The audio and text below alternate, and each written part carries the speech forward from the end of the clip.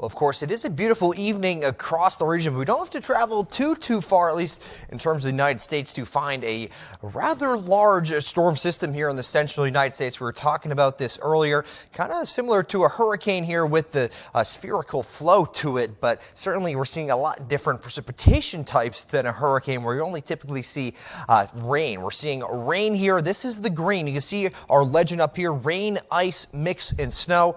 Ice here, that's that lighter pink here. You typically see it kind of right where the rain and the mix meet. That mix could be sleet, could be a mixture of rain and snow as well. And unfortunately, we're not talking about grapple just today, but we do see that quite frequently as well here right in the Great Lakes region. Taking a look at the day on Thursday, you can see all of this purple shading. Yes, that's our mix once more, but it's actually going to be falling as freezing rain. We're going to talk a little bit about precipitation types here. Of course, we do have that rain which falls primarily as a liquid. That's when you see warm air. So we're kind of looking at temperature profiles. You go further up in the atmosphere, you see different things happening in terms of cold air and warm air. When you see that warm air have a large pocket, and then right by the surface you have that colder air below 32 degrees Fahrenheit. That's when you get freezing rain.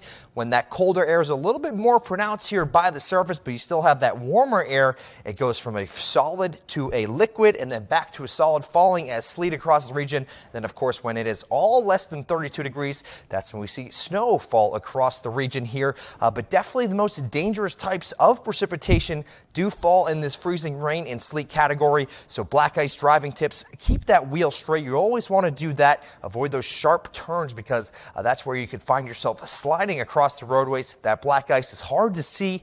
As we take ourselves closer toward that Thursday time frame, we want to make sure we're taking a lot of caution there on the roadways. Just because it doesn't look like it's slippery doesn't mean it won't be. Nothing scares me more than the threat of ice on the roads. Yeah. All right, thanks, AJ.